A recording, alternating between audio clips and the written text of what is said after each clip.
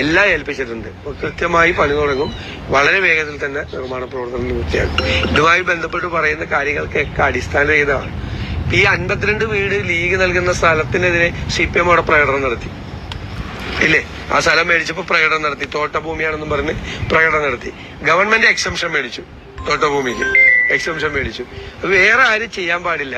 വേറെ ആരെങ്കിലും ചെയ്തു കഴിഞ്ഞാൽ അവരെ ഇത് നല്ല കാര്യം ചെയ്യല്ലേ.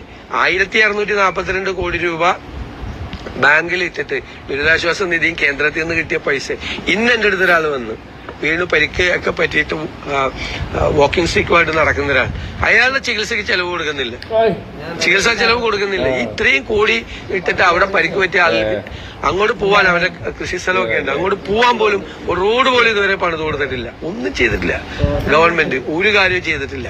അവിടെയാണ് കോൺഗ്രസും മുസ്ലിം ലീഗും അടക്കമുള്ള ആളുകൾ ഇത്രയും ഭംഗിയായിട്ട് ഈ മുണ്ടകൈ ചുഴൽമല പ്രദേശത്തെ ആളുകളുടെ പുനരധിവാസത്തിന്